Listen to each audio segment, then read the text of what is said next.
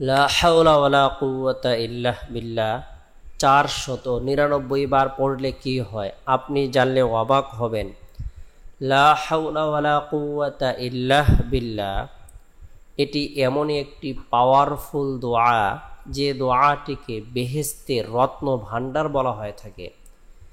বরকতপূর্ণ এই দোয়াটির অর্থ হলো অসৎ কাজ থেকে বেঁচে থাকার শক্তি এবং সৎ কাজ করার সামর্থ্য কারণেই আল্লাহ তাআলার তৌফিক ছাড়া।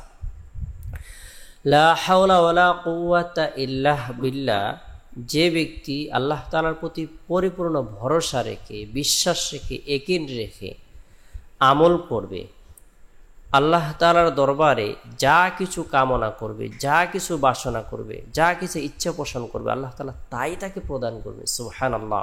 কোনো শারীরিক অসুস্থ ব্যক্তি সুস্থতা লাভের উদ্দেশ্য যদি লা হাওলা ওয়ালা কুওয়াতা ইল্লা বিল্লাহ পড়ে, আল্লাহ তাআলা তাকে শারীরিক সুস্থতা প্রদান করবেন। কোনো ঋণগ্রস্ত ব্যক্তি যদি ঋণ পরিশোধের উদ্দেশ্যে লা হাওলা ওয়ালা কুওয়াতা ইল্লা বিল্লাহ পড়ে, আল্লাহ তাআলা ঋণ পরিশোধের ব্যবস্থাপনা করে দিবেন। কোনো বিপদগ্রস্ত ব্যক্তি যদি বিপদ দূর করার নিয়তে লা হাওলা ওয়ালা কুওয়াতা ইল্লা বিল্লাহ পড়ে, আল্লাহ তাআলা তার বিপদকে দূর করে দিবেন। অভাব অনটন দূর করার নিয়তে যদি এই দোয়াটি আমল করে, আল্লাহ তাআলা তার অভাব অনটনকে দূর করে দিবেন। কারো চাকরি হচ্ছে না, ব্যবসা বাণিজ্যের মধ্যে উন্নতি হচ্ছে না, ছেলে মেয়ে বিয়ে হচ্ছে না, কর্মস্থলের ব্যবস্থা হচ্ছে না, সে যদি আল্লাহ তাআলার প্রতি ভরসা রেখে লা হাওলা ওয়ালা কুওয়াতা ইল্লা বিল্লাহ, লা হাওলা ওয়ালা কুওয়াতা ইল্লা বিল্লাহ বরকতপূর্ণ এই দোয়াটি আমল করে, আল্লাহ পাক রব্বুল আলামিন বেউসিলাকে উসিলার ব্যবস্থাপনা করে দিবেন, বেপানাহকে পানাহের ব্যবস্থা করে দিবেন। যার কোনো মাধ্যম নাই, আল্লাহ তাআলা মাধ্যমের ব্যবস্থাপনা করে দিবেন।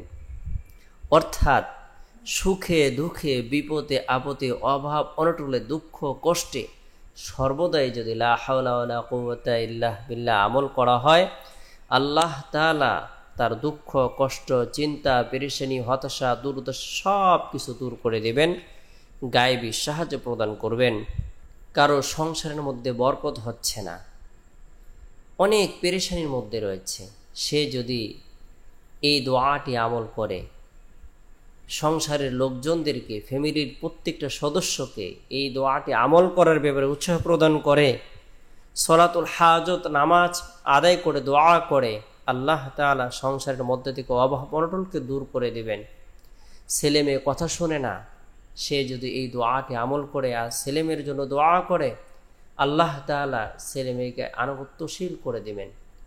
ব্যবসায়ী ব্যক্তি খুব পেরেশানির মধ্যে রয়েছে, ব্যবসায় লোকসান, সে যদি এই দোয়াটি আমল করে লা হাওলা ওয়ালা কুওয়াতা ইল্লা বিল্লাহ, আল্লাহ তাআলা তার পেরেশানিকে দূর করে দিবেন। শারীরিক সুস্থতা লাভের উদ্দেশ্যে আমল করলে আল্লাহ তাআলা শারীরিক সুস্থতা প্রদান করবেন।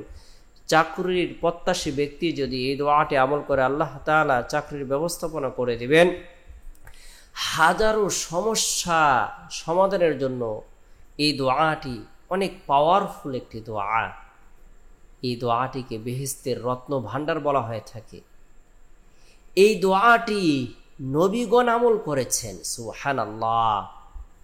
সাহাবা ইকরাম আমল করেছেন, তাবেঈনগণ আমল করেছেন, তবে তাবেঈনগণ আমল করেছেন। আর বান্দা যখন নিজের অপারগতাকে স্বীকার করে, অসৎ কাজ থেকে বেঁচে থাকার শক্তি আমার নাই, আমার কোনো ক্ষমতা নাই, আমার কোনো দাপট নাই, আমার ভিতরে কোনো অহংকার নাই, কোনো লৌকিকতা নাই, এবং সৎ কাজ করার সামর্থ্য আমার নাই, আমি আমার নিজের যোগ্যতার বলে আমি কোনো কিছু করতে পারবো না, আল্লাহ তাআলা তৌফিক ছাড়া, এ কথা বিশ্বাস রেখে বান্দা যখন লা হাওলা ওয়ালা কুওয়াতা ইল্লা বিল্লাহ আমল করে, আল্লাহ পাক রব্বুল আলামিন তার চাওয়া পাওয়াগুলোকে পূরণ করে দেবেন। আমরা আমাদের প্রয়োজনকে সামনে রেখে, আমাদের উদ্দেশ্যকে সামনে রেখে, আমাদের হাজতকে সামনে রেখে পাক পবিত্র হয়ে ভালো করে উজু করে 2 রাকাত পারি, 4 রাকাত পারি সলাতুল হাজত নামাজ আদায় করব। এরপরে গুনাহ মাফের উদ্দেশ্যে তওবার নিয়তে ইস্তিগফারের আমল করে নেব। আস্তাগফিরুল্লাহ রাব্বি মিন কুল্লি যামবি ওয়া আতুবু ইলাইহি। ইস্তিগফারের আমলের মাধ্যমে বান্দার অন্তরকে আল্লাহ তাআলা পবিত্র করে দেন, আল্লাহ তাআলা তাকে পছন্দ করেন, ভালোবাসেন, তাকে ক্ষমা করে দেন। যদিও তার গুনাহ সমুদ্রের ফেনা পরিমাণ হয় না কেন, মরুভূমির বালুকা রাশি পরিমাণ হয় না কেন, পৃথিবীর সমস্ত দিন পরিমাণ হয় না কেন, পৃথিবীর সমস্ত রাত পরিমাণ হয় না কেন, আকাশের বৃষ্টির ফোঁটা পরিমাণ হয় না কেন, আল্লাহ তাআলা মাফ করে দিবেন। ইস্তিগফারের আমল করব, নবী সাল্লাল্লাহু আলাইহি সাল্লামের প্রতি মোহাব্বত রেখে, ভালোবাসা রেখে দুরুদের আমল করব। ছোট্ট দুরুদ হলো সাল্লাল্লাহু আলাইহি সাল্লাম, উত্তম দুরুদ হলো দুরুদ ইব্রাহিম, যে দুরুদটি আমরা নামাজের মধ্যে পড়ে থাকি, সেটি হলো উত্তম দুরুদ শরীফ। এরপরে তাসবিহ হাতে নিয়ে 499 বার লা হাওলা ওয়ালা কুওয়াতা ইল্লা বিল্লাহ, লা হাওলা ওয়ালা কুওয়াতা ইল্লা বিল্লাহ বরকতপূর্ণ এই দোয়াটি আমল করে রব্বুল আলামিনের দরবারে হাত উত্তোলন করে, কাকুতি মিনতি করে রুনাজারি করব, আল্লাহ তাআলা যেন আমাদের জীবনের সগীরা কবিরা, জাহিরি বাতিরি, শিরিক বিদাত, ইচ্ছায় অনিচ্ছায়, গোপনে প্রকাশ্যে, হাতের গুনাহ, পায়ের গুনাহ, চক্ষুর গুনাহ, সকল গুনাহকে মাফ করে দেন।